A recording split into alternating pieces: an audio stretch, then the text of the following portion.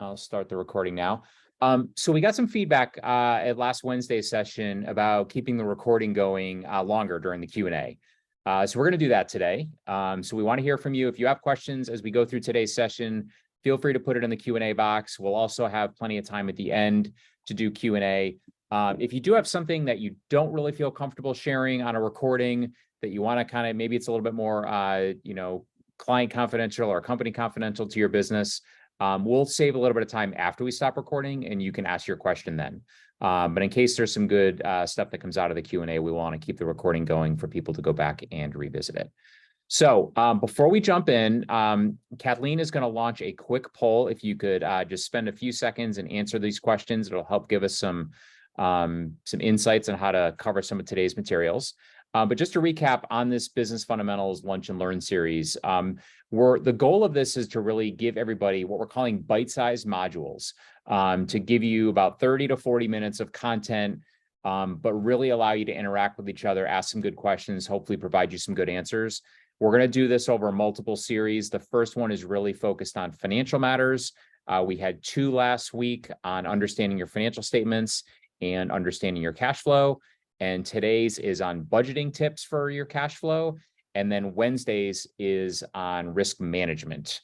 Now, if you are not registered for Wednesdays yet, you can still sign up for it. You can go to score.org and search for local workshops. We'll have a link for that at the end, and you can sign up for that one. It's not too late. And also, we are keeping recordings of all of these webinars on our YouTube channel. So if you go to YouTube and search for Greater Hartford SCORE, you can find the recordings of these webinars. We've got a variety of topics. We've got playlists of quick hit advice from various webinars, and it's a great resource for folks. Also want to give you a new piece of news. We just settled on our next module, which is going to be creating a winning marketing strategy. That is going to be coming in June. We will get a registration out for that probably in the next week or so. So keep your eyes open on your SCORE email for that one.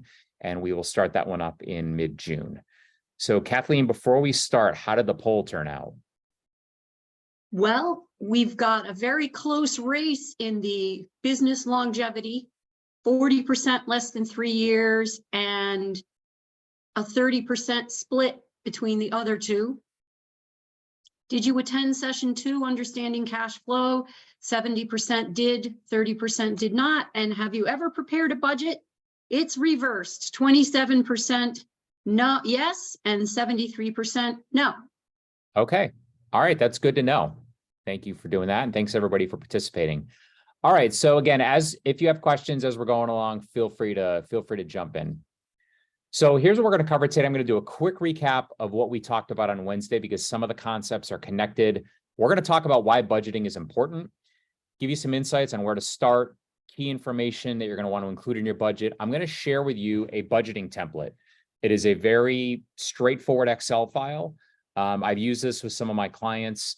There are much more sophisticated systems you can use, but if you're just starting out and you've got some experience with Excel, this might be a good place to kind of walk before you run. We're going to talk about probably the 2 most important items to consider when preparing your budget. That's revenue and variable costs. And then we'll talk about kind of next steps and key follow-ups. All right, so quick recap of Wednesday's session where we talked about the cash flow statement. So just a reminder, the cash flow statement measures cash moving in and out of the business over a period of time. So you remember the income statement and the cash flow, both very similar in that they measure activity over a month, a full quarter, which is 3 months, or a full year. So keep that in mind as you're thinking about the activity for your business. You want to look at that cash flow for the month of January or for the 3 months ended March 31st. There's 3 categories of cash flow. There's operating activities, which is very similar to your income statement. Think about it as your core operations, your revenue and expenses, the ongoing business operations for what you're earning. You've got investing activities, which are things like business investments in new equipment or technology. And then you've got financing activities. And these are going to be activities that you have with your lender, if you're borrowing or making payments on those borrowings, or you as the owner, whether you're making capital contributions or taking withdrawals. Those are really investing activities for your cash flow. So that's just a quick recap. So let's talk about why budgeting is important. I like to say that it provides a roadmap and a scorecard for your business and how it's performing financially. Now, in one sense, when you're looking at the financial results of your business, it's important to see what the numbers are, maybe compared to a budget, compared to your actuals, or just in the raw data of, am I making money or not? And how much money am I making? But what a budget can really do is it can show you the art of the possible based on different business assumptions. And we'll get into this a little bit more when we talk about a budgeting template. But if you think about, if my revenue might be 10% higher than this scenario, or my cost might be 10% lower than this scenario, what does the overall picture look like? So the art of the possible is one way to think about a budget. It also helps you identify the big bets and the risks to your financial goals. When we get into the details of a budget scenario, you're going to find that I like to have people focus on the really most important things that are going to be critical to achieving your overall financial plan. And those are the big bets.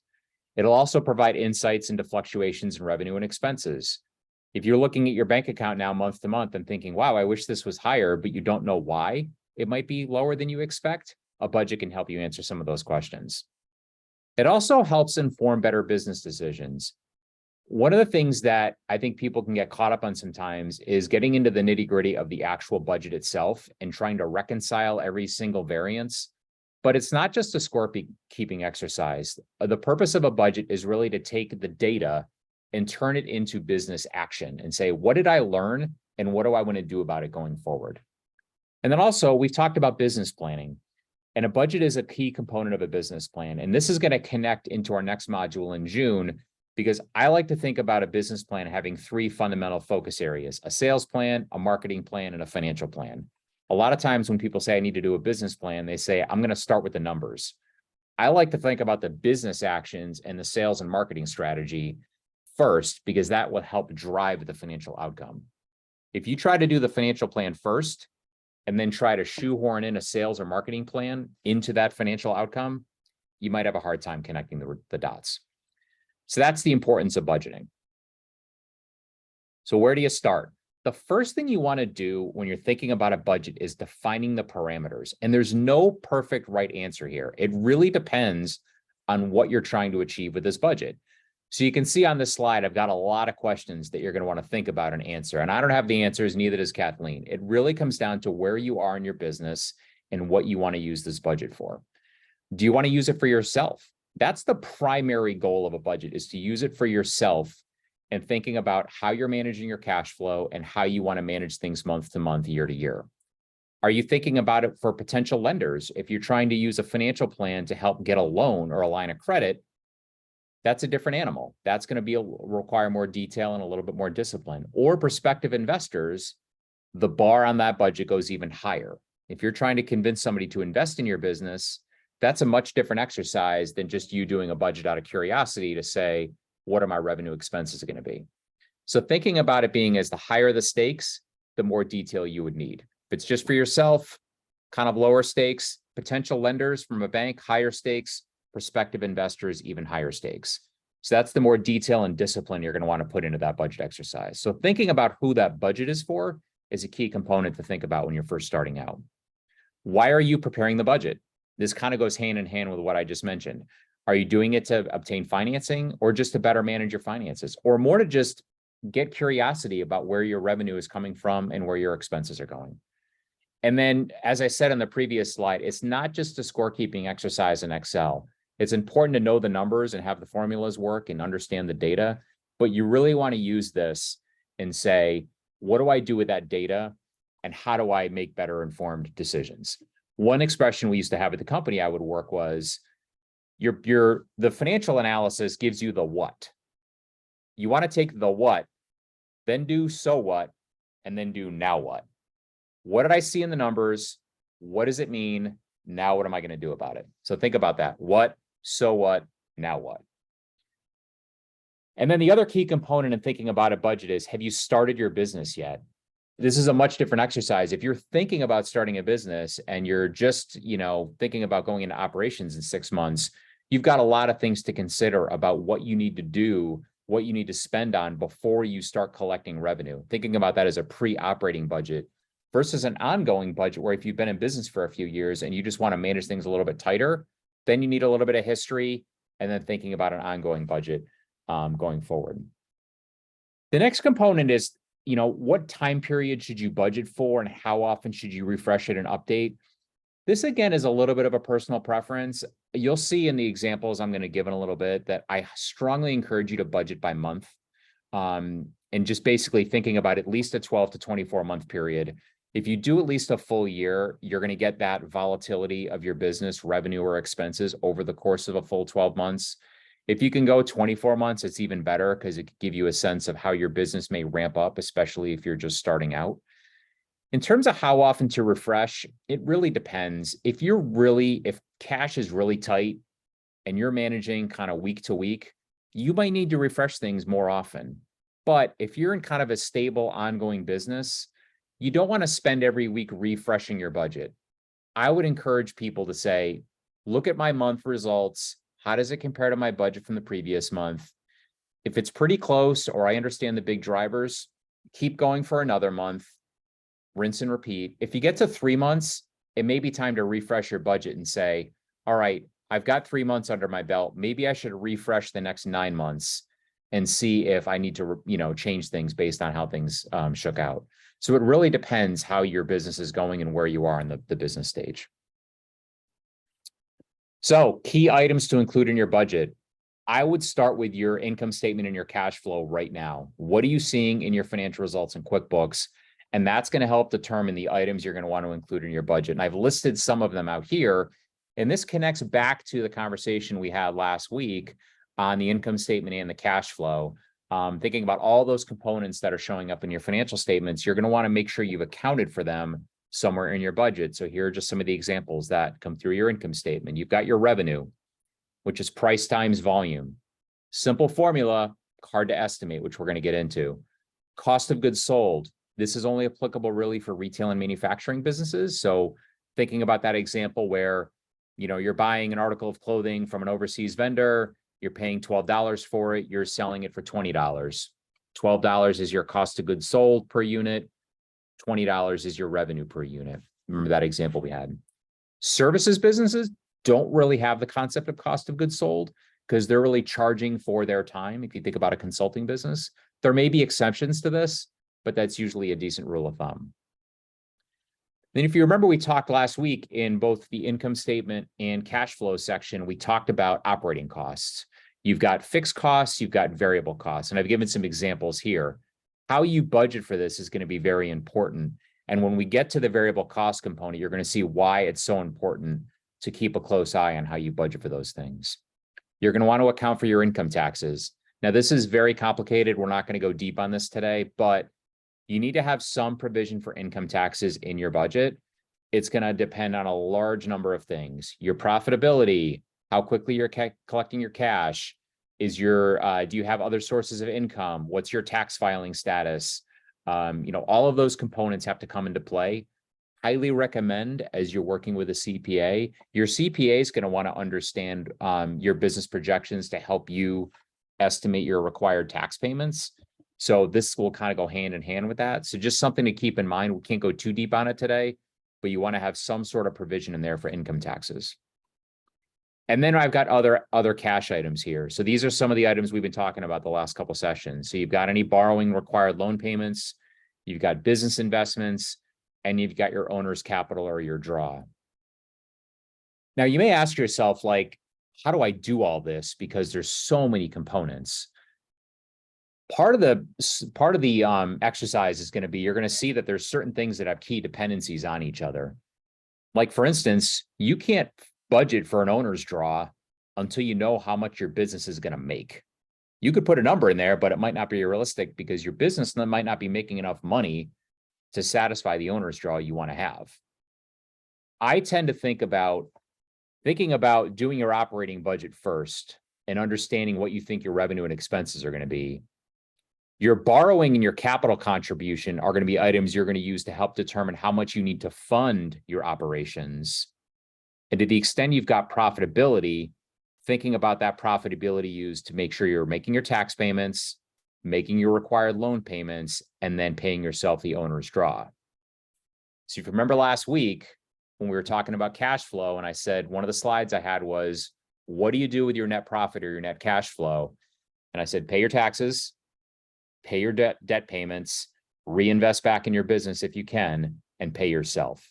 So you need to understand the operations of the business first. Now, some of these things become a little bit circular because you say to yourself, well, how do I know how much my business is going to make if I don't know, if I have enough cash to actually spend on the people or the technology or the inventory I need? So some of this becomes a little bit of an iterative process as you work through the assumptions. All right, so this is a cash flow budgeting template. It's a simple Excel spreadsheet. I'm going to say simple because it's laid out in a pretty neat and orderly fashion. I'm going to send a copy of this Excel file. You will get a copy of this tomorrow when we send out the link for the recording. And it'll be an Excel file, and it's set up, pretty straightforward. I tried to make this, I use this with some of my clients at SCORE. I tried to make this as user-friendly as possible because I know not a lot of people are Excel experts. You can find all sorts of budgeting software out there. I think QuickBooks has got one that people use. You can also find a lot of slick Excel models that basically say, put in all of these 10 assumptions and we'll spit out a budget for you. That's not what this is. This is more. Steve, Yeah, go ahead, Kathleen. are we meant to see the Excel right now? Because right now we just see the title on the right. Pull it up. I'm going to pull it up piece by piece in 1 second. Perfect. Thank you. Just checking. Thank you. I'm leaving people in suspense. So this is going to be kind of a simple data entry, but the first thing I'm going to do is get you oriented to how this is organized. So I'm going to walk you through the rows first. The first set of rows up top are, you're going to start with your beginning of month cash on hand. Then you're going to look at cash receipts. So this could be cash that our customers are paying you, or if you're collecting accounts receivable. And then we've got a subtotal for the money you've got available, which is you're going to be your beginning on hand plus your cash receipts. Then we're going to go into your expenses. You've got your cost of goods sold, you got your fixed cost expenses, and you've got your variable cost expenses. Now, these categories may or may not be right for your business. When you get this model from me, I'm going to caution you to not do anything with the green and blue shaded rows and columns because those have formulas. But any of these labels, you could change them to however they fit your business. And then what you'll see is there's going to be a total for something called business operating cash flow. This is going to calculate your revenue minus your expenses to give you that business operating cash flow, which is going to be akin to profit for your business. How are you doing in terms of ongoing operations? Then we've got a category down at the bottom for those investing and financing activities. Now, I've broken them down into payments and receipts. So you've got payments for taxes, payments on your bank loans, capital investments in your business, like that new technology, paying yourself with that owner's draw, and then on non-operating receipts, like taking out money from a bank loan or putting your own money into the business. The way this spreadsheet works, and you're going to see it in a second because I'm going to show you some real numbers. The way the spreadsheet works is that it totals all the way down to a net change in cash and then a cash at the end of the month. So let's show some real numbers. So you'll see that when you get the spreadsheet, you're going to see that this is set up for 24 months, all in columns going across to the right. I'm going to show you just the first 6 to try to keep this somewhat digestible. But when you get the Excel file, you'll see it's set up for a 2-year period.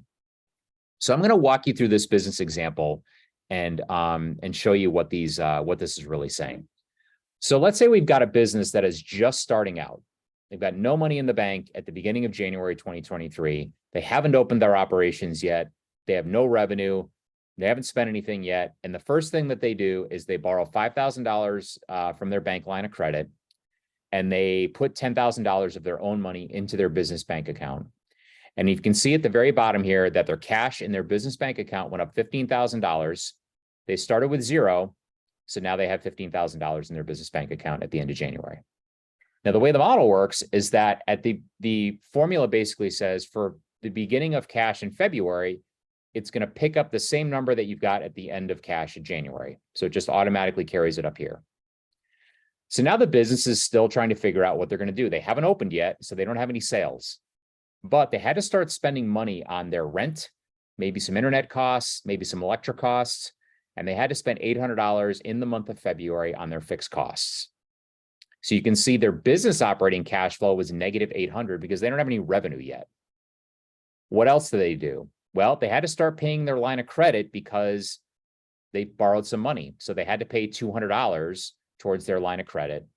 And they've got, they spent $4,000 on capital investments for their business.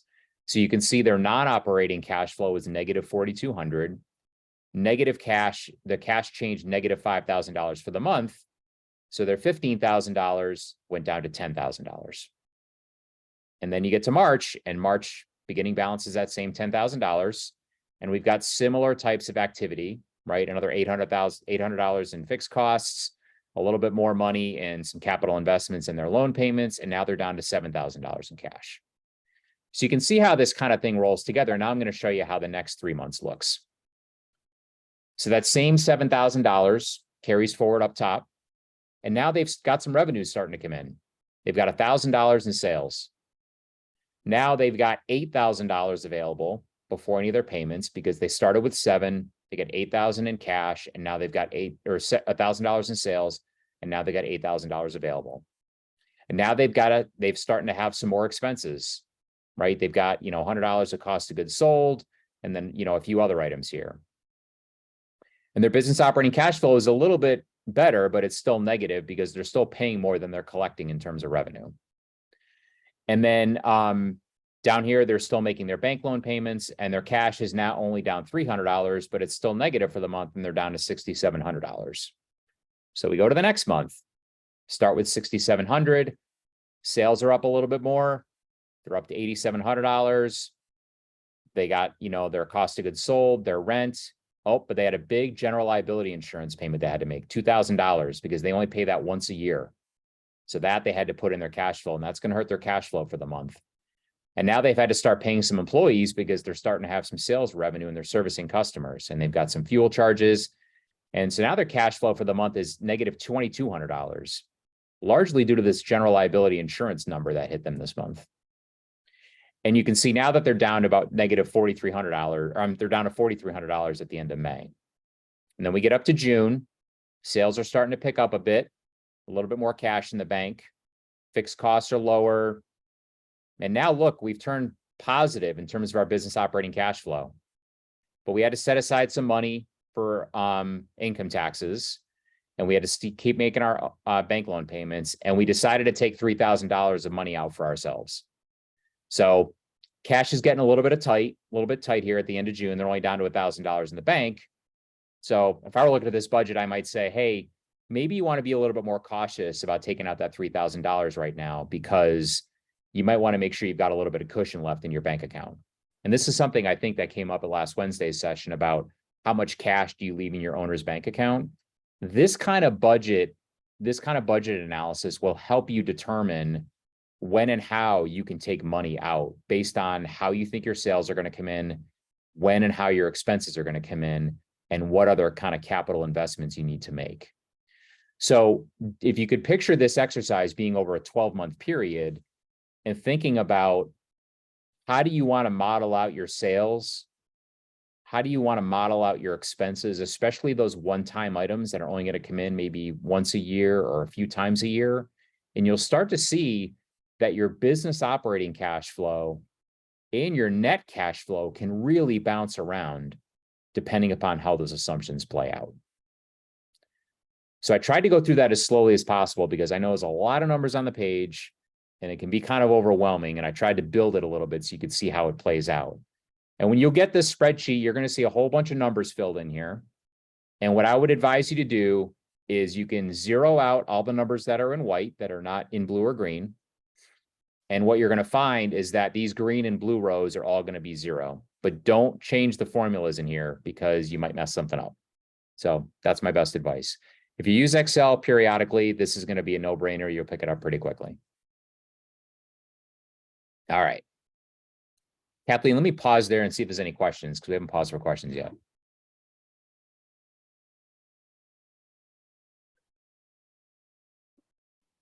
We have one. Besides the one that Gordon asked about cash flow, which we can answer later. Where would you put franchise fees?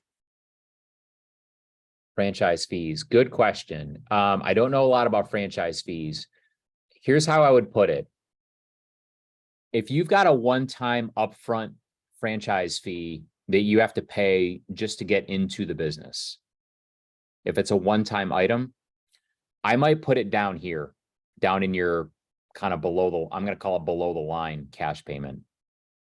If you've got an ongoing fee that you've got to pay every month, like you have to pay a percentage of your sales every month, I would put it up here in your fixed and variable costs. And let me tell you why. Actually, I'd put it in your variable costs because it's a percentage of your revenue, if that's the case. And let me tell you why.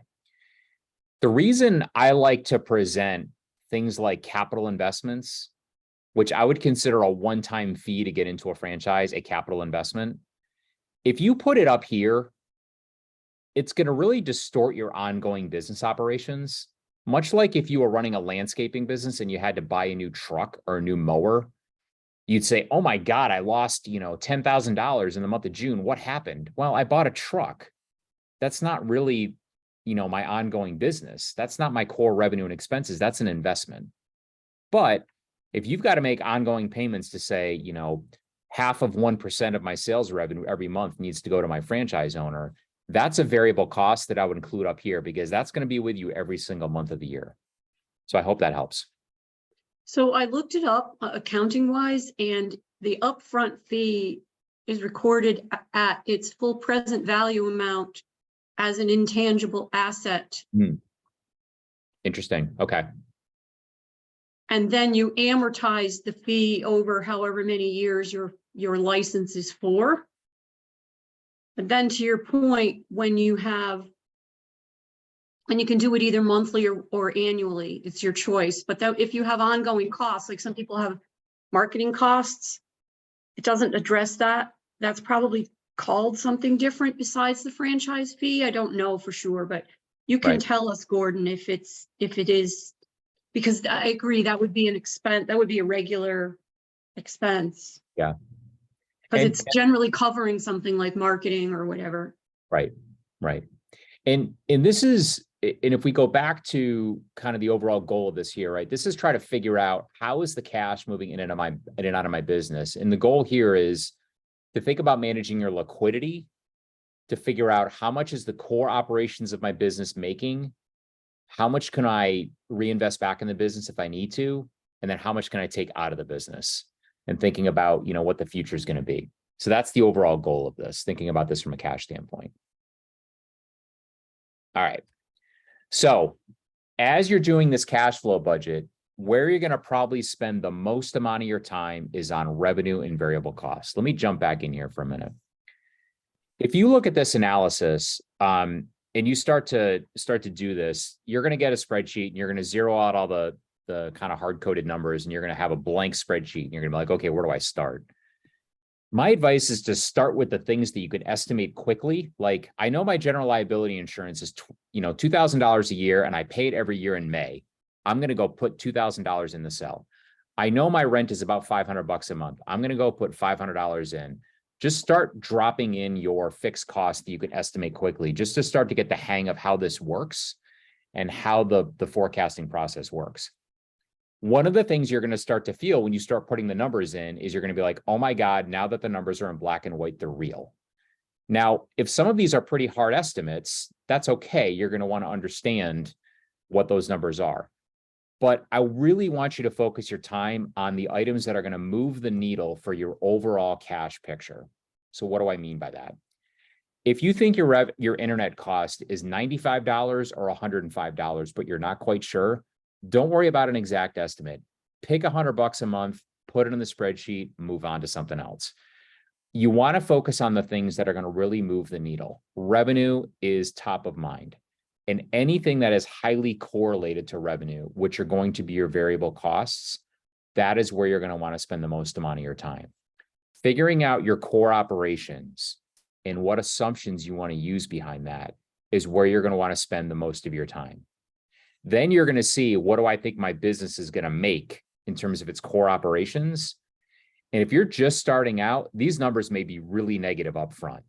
And you're going to be like, what am I going to do? How am I going to do this? Well, then you have to ask yourself, how are you going to finance your startup?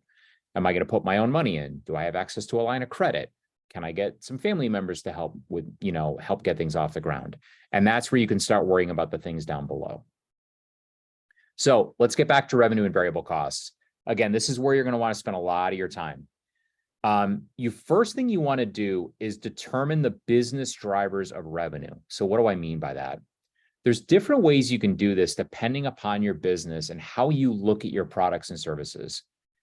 There's a lot of different varieties of this. I came up with two here that I wanted to talk about. One is kind of a top-down approach, which is thinking about products or services that are grouped together that have a consistent average price per group. So what do I mean by that?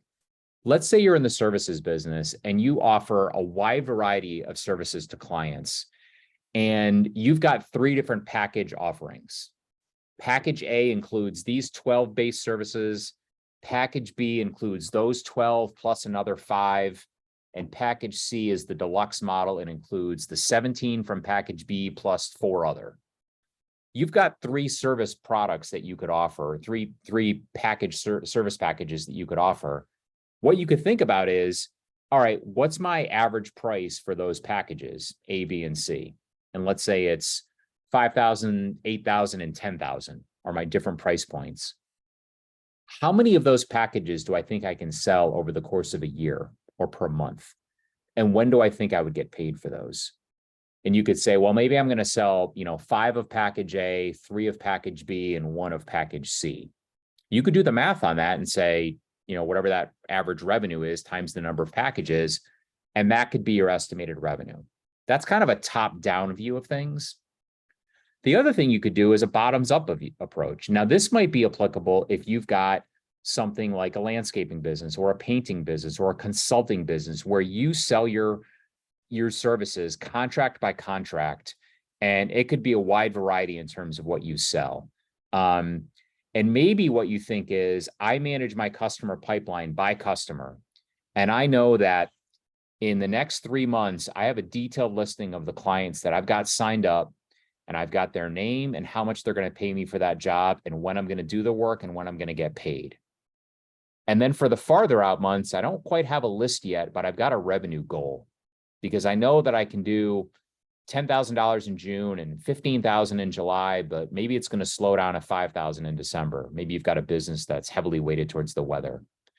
So what you could do is you could do a bottoms-up approach where you've got a detailed listing by customer, or if you sell products, maybe individual products, and then you could calculate it that way. So most times I suggest to clients that this template is good at a very high level, but you're probably going to need another model behind it that you're going to have to create yourself or customize yourself, that is going to be a revenue model that's going to help you calculate based on those business drivers what you think your revenue might be. And again, revenue is simply price times volume. So that example of the top-down view, if you've got a service, a package of services that you're offering, how many of package A times my average price, what do I think that is going to be? As you're doing your revenue estimate, you're going to want to consider any variable cost that goes with that revenue. Do you have outside contractors that do work for you? Do you have employees whose workload increases or decreases depending upon how much revenue you have? Use my painting example. If you're painting houses or commercial buildings and you've got a lot of work and you ramp up your staffing and overtime over the course of the summer months, you need to think about having your variable costs be highly correlated to those revenue estimates. And that's an example of considering the seasonality of your business. As you're doing the revenue and variable cost analysis, and there's various ways you can do this, you're going to want to document your key assumptions and make sure that it's in line with how you've thought about the rest of your cash flow. Because when you get 3 or 6 months down the line and you say, well, I did my budget back in January, now I'm sitting here in June and my cash is like $10,000 at the end of June, and I thought it was going to be 30. What happened? You can document your key assumptions when you do your budget. And they don't have to be a great detail. It doesn't have to be a novel. It could be, I thought I was going to sell 3 of this package, 5 of this package, and 2 of this package. Then you can look back and say, how did I do in terms of my sales actions? Did I actually achieve that? So that's just an example of how you want to think about the revenue and variable costs. And if you think about this spreadsheet, I'd want you to spend 80% of your time in critical thinking around your sales and your variable costs, and they have to be highly correlated to each other. because those are going to be the things that are going to really move the needle in terms of your operating budget. So I want to talk about the key considerations in cash flow budgeting. And these are 4 things that I came up with, some of which I talked about. Determining the business drivers for each of the major categories. Your general liability insurance is easy. What's the estimate you got for your insurance agent? Your rent is easy. What's on your lease? It's the trickier things like those revenue and variable costs, your payroll costs. How many employees am I going to have per month? What am I paying them? How much are the payroll taxes? Am I providing any benefits on top of the salary? Doing the math on that is going to be really important. As I mentioned a couple of times, highly recommend you budget by month. As you can see, the template I gave you is by month. It anticipates fluctuations in your business, any one-time items that'll help manage your liquidity. Go back to that example where the general liability insurance is coming up. If that's 6 months down the road, if you've got it in your budget, when you're thinking to yourself, wow, my cash looks really good this month, don't forget, I've got in my budget, I've got to pay my general liability next month, and that's going to be a big check I've got to write.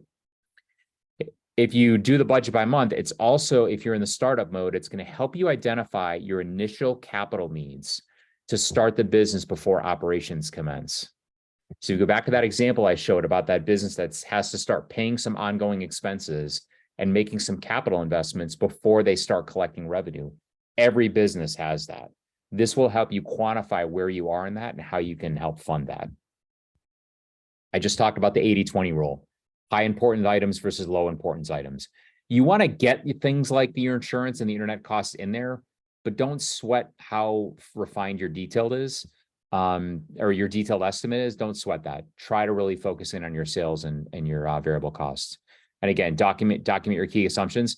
You could also consider different scenarios. A lot of times I'll work with a client on this and we'll get what we call a base case scenario that says, let's just do a budget that assumes everything kind of goes good, but not great, but not terrible, kind of a middle of the road base case. You never want to assume everything is going to go perfectly. You're not going to sell to every single client at your maximum price point. But you also want to make sure that you're assuming that you are going to sell some things if you think you have a product or service that's compelling and a price point that's competitive. So you could do a base case, and then you could also say, well, this looks okay, but maybe I want to do a different scenario, assuming, this assumption is different or that assumption is different. And then I've got this thing about don't let perfect be the enemy of good. And this is just a matter of recognizing that you're not trying to calculate things down to the dollar. You're trying to do one of these to give you a sense of which way is the wind blowing in terms of your business. And then this came up in last week's question about, in thinking about cash flow. Someone asked the question, I think it was a farming business, about how to consider what's happened in the past, but how things may be changing. It's important to look at the past to help inform the future. But you want to consider anything that's changed in the market since the past. So you may say to yourself, well, I'm trying to budget my revenue for this year, and I know I've got a big seasonality of how my revenue comes in over the course of the 12 months. It's much higher in these months versus those months. I'll just look at last year's revenue and do that. You could look at the pattern of that revenue, and maybe 30% of it is in one month and 10% in another month. That's fine to do, but you got to take into account what has changed in the market. Do you have a new service? Has your pricing changed? Is there a different competitor in? Has a competitor left? Because your overall revenue may be much different, even if the distribution by month is the same. So keep in mind that the past and the future considerations are both important. All right, so you have a budget. Now what? You got all these numbers in a spreadsheet and you think, great, now what do I do? Most important thing to do, what are the big bets? What are the risks? And what are the critical business actions you need to complete to achieve the financial outcome? Documenting those assumptions around your revenue are first and foremost. If you assume you can sell X number of packages per month, how many leads do you need? Where do you need your pricing to be? How many leads do you need to close?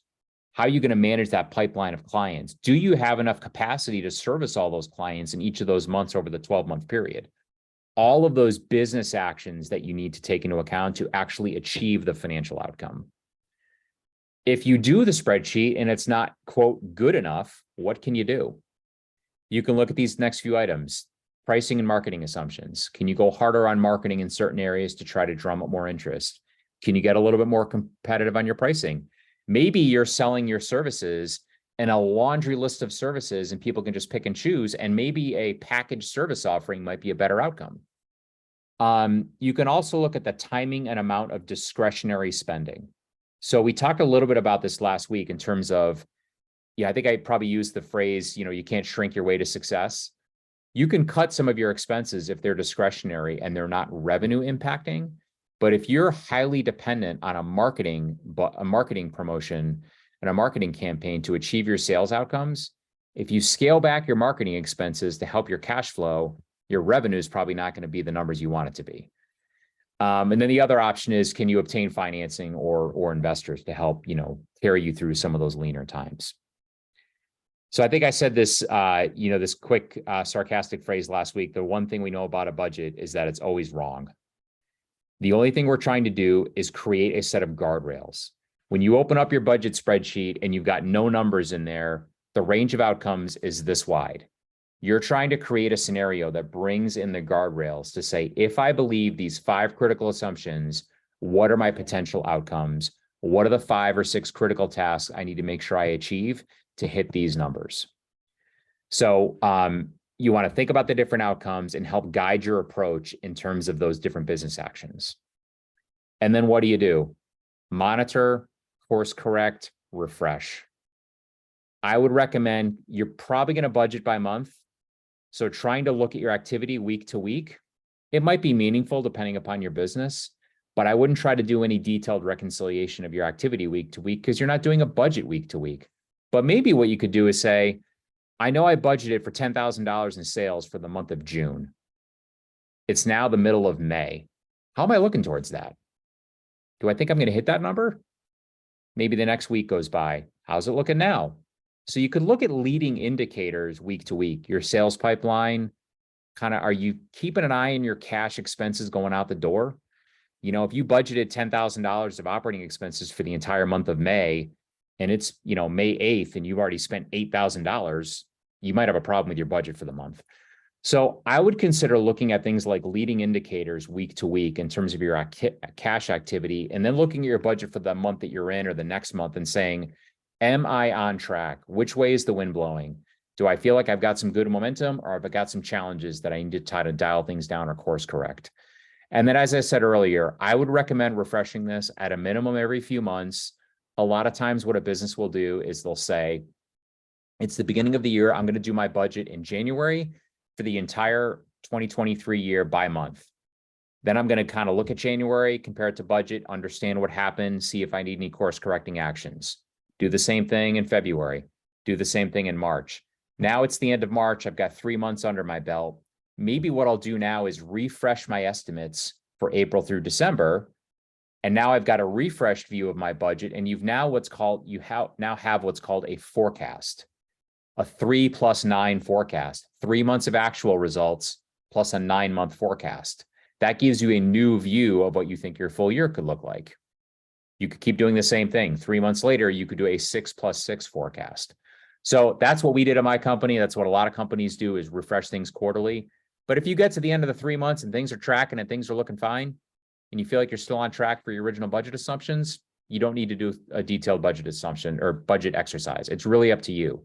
You want to use this not as a scorekeeping exercise, but as a way to give you data and business information as to which way the trends are going on the major line items in your business to help you make informed business decisions going forward. If you're tracking to your budget and you feel good about things, no need to go through the scorekeeping exercises if your budget you think is still reasonably intact. That's the best advice I can give you on that front.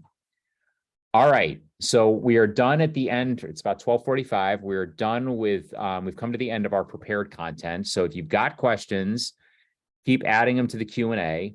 And while you're thinking of your great questions, and we'll keep recording for the Q&A, but I did want to give folks a heads up. Our last session in the Know Your Numbers series is going to be on Wednesday. This is going to be risk management. Very important topic as part of business planning.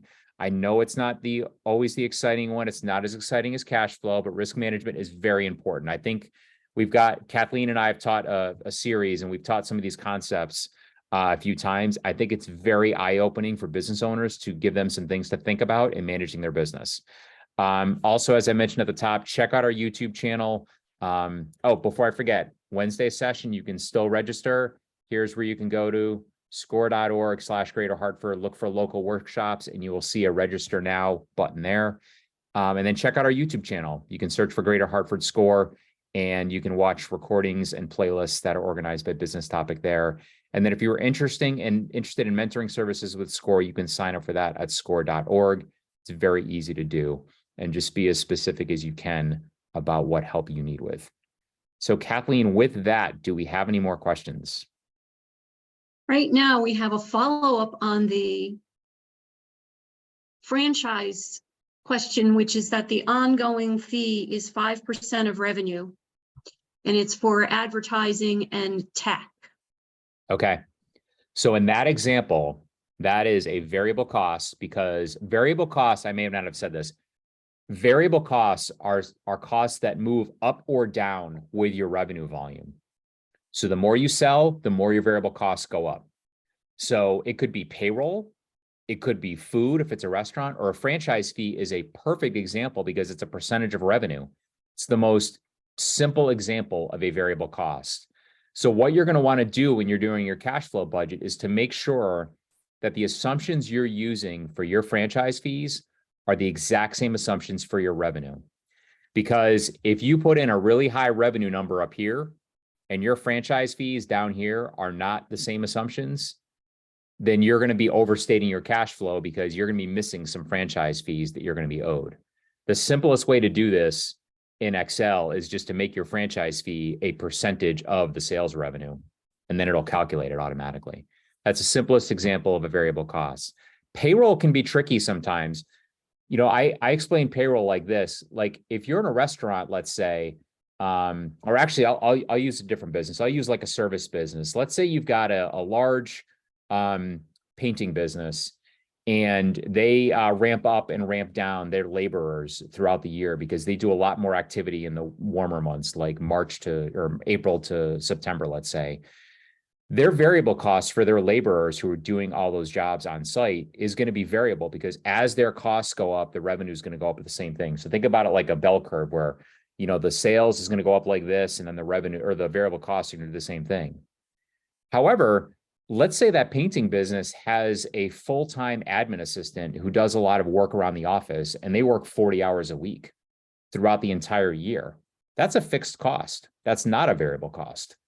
So you may want to think about your payroll in that sense, in terms of, does it move up or down with revenue? And do I have to take into account how I think about managing that payroll forecast? Gordon wants to ask if we can add rows to the spreadsheet, and I was going to bring that up as well. Yes. But if you add rows to the spreadsheet, does it mess up the formulas that you have in place? Or where is it safe to add them so that the formulas don't get disturbed? So great question. I'm glad you brought that up. So if you're adding rows, I would recommend adding them in the middle of each section. And what that'll do is that will keep the formulas intact in the blue section. Okay. Now, when you add in a row here, you're going to see that there is a column over on the right. If you have a full year that adds in the full year together, you're going to want to make sure that formula is copied down. I'm going to pull up the Excel spreadsheet in a second, and I'll show you what I mean by that. And I've also put a little formula check-in the bottom, just in case you inadvertently mess something up. So I'm going to stop sharing, and I'll pull up the Excel spreadsheet and show you what I mean. Okay. And while you're doing that, Gordon would also like us to say a little more on forecasting. And could you be more specific as to what you mean by saying more on forecasting? Is it more about the mechanics of forecasting your revenue, for example, or is it more about that 3 versus 9 that Steve was talking about? And while he's thinking, and while you're pulling up the spreadsheet, Steve, I wanted to talk about that, what you mentioned, which was the whole idea of having a separate sheet for revenue forecasting. It's really important if you can't completely control your revenue, but you can control other activities. And for example, say you're a personnel recruiting firm and you have industry averages that say I have to make 15 cold calls before I get a listing. And so I'm going to monitor the number of cold calls, and then I'm going to see how many listings I got, job openings I got, and see if the industry standard holds true. And then if it doesn't, now I'm going to change my calculation, because my revenue forecasting spreadsheet is going to list the top level activity of what it takes to get people in the door. So it might be social media posts, it might be cold calling, it might be advertising in your local paper, or whatever it is, whatever brings them in the top. And then you've got some statistics as to what you believe, how many of those activities it takes to get to the next level down, which then translates to the next level down. And in some cases, there's 3 or 4 levels before you get to an actual sale. And every time you're making an assumption as to how many of X it takes to get to Y, and then how many of Y it takes to get to Z. Right. So those can get quite complicated. And the other thing that I found with one of my clients is that sometimes the timing of the revenue, like say you build a website, which isn't what he was doing, but similar idea. You build websites and then you maintain them. And so you charge a maintenance fee. The upfront revenue for building that website is quite high, and then the maintenance is a small fee that continues on.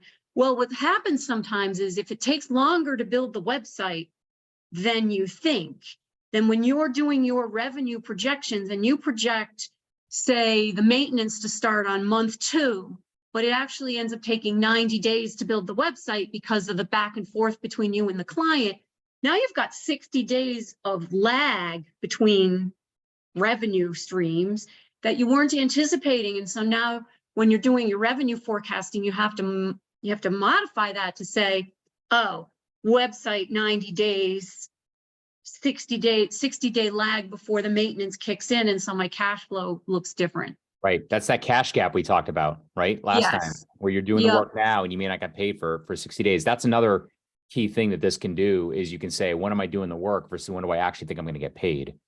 You know, that revenue thing you mentioned, Kathleen, that I kind of think of that as the funnel, right? That's the, if I need to make 1 sale, how many quotes do I need to do? How many leads do I need? How much advertising do I need? And you kind of do that math up there, and you start doing the extrapolation, and it's like, how many times do I need to advertise just to go through each of those levels? That's an important consideration.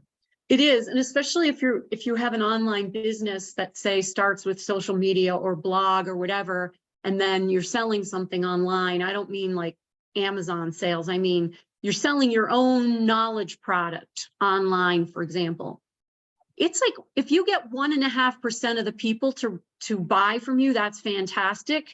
And some people naively think, oh, because I did this and now they're following me, I'll get 50%. And so it's constantly adjusting those calculations based on what actually happened to say, going forward, this is how much it takes at the top to get to that bottom, to get to the revenue.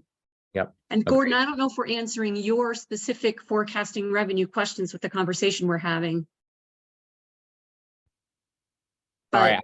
If not, ask us again. Ask us again. So I'm going to pull up the spreadsheet. This is a little bit different version of the one I showed. For the presentation, I scrolled down the number of rows just to make it fit on a slide. But this is the one you'll actually get. You can see it has a very similar look and feel, but there's just a lot more rows for you to put in your expenses. So the way this is organized, you can see you've got the full 12 months here. And then there's a full year column over here that adds up the full year. And then I've got it, kind of for 2024 as well. So as I was mentioning, what you can do here is any of these numbers that are in white here that are not shaded, you can delete. In fact, you're going to want to delete them because they're just made up numbers. And if you want to insert a row, or before I say that, you can change any of these labels, any of these words that are here, you can change. And if you want to insert a row, just be mindful of the fact so for instance, if I insert a row, you'll notice that there's no formula in this cross total over here. See how it's blank? So the simple thing to do is just copy the formula from above down. And now you can see if I put a number in there, it carries over. So that's the real trick. And as I mentioned earlier, I would encourage you to insert rows in the middle of the section, because if you do it down near the bottom, you might mess up the formula down here of each section. That's just kind of an Excel standard rule. But you can see it's got all the non-operating stuff down here as well. The other thing is I put a kind of a formula check in here at the bottom, which if you somehow mess up a formula up above, or you miss something, a number should spit out at the bottom instead of it being 0. I don't think it's 100% foolproof, but it may, if you see something spit out there, that means you may have, inadvertently deleted a formula or modified a formula, and you may just need to pause and undo what you just did. So just keep that in mind. There's another section that's down here. If you notice, this is just part of standard stuff that a lot of clients don't use, but these are some other business statistics you may want to include in your budget. Like if you're tracking your inventory on hand, these are all balance sheet concepts for the most part, or what your accounts receivable is on hand at the end of the month. You could include data down in here. It doesn't impact the cash flow. It's just static data that's just there for reference if you want to use it. And just one last point. So the way this works is you've got each of the individual months, and then the full year, what it does is it picks up that beginning January balance of 0. And then each of these columns, you can see it adds up all the activity for the full year and just carries forward everything. So hopefully that makes sense. But this will be the format you'll get in an Excel file. All right. Any other questions? Gordon had the question about the statement of cash flow with QuickBooks, and I looked Yes. it up at the beginning. It looks like the standard cash flow statement in QuickBooks does include everything. So one of my questions would be then, is it possible that there weren't the other activities and therefore QuickBooks just simply didn't display it because it was 0? Because when I went to actually Intuit's website and looked it up, and it looks exactly like the one that Steve showed us last week. Cash flows from operations, cash flows from investing, and then cash flows from financing. Yeah, that would have been my guess as well. So thank you for confirming that. And I think some of this could just be a function of how the data gets input into QuickBooks.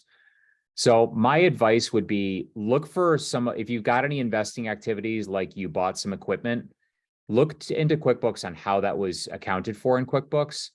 And then, the ones that may jump out at you more is if you had any borrowing or any capital contributions or capital withdrawals, see how those were coded in QuickBooks. And you could probably do a little bit of research on their website in terms of how to put them into QuickBooks such that they spit out on the cash flow statement the right way. The other thing that they pointed out at the very beginning of this blog post is that we wanted to make sure that people were using accrual-based accounting and not cash-based accounting. And it's possible that if you're using cash-based accounting, it might not work as expected either. Right. I could see that. That's all the questions we have in the Q&A at present. Great. All right. So why don't we, as promised, why don't I stop recording and we will see if there are any other last minute questions before we wrap up.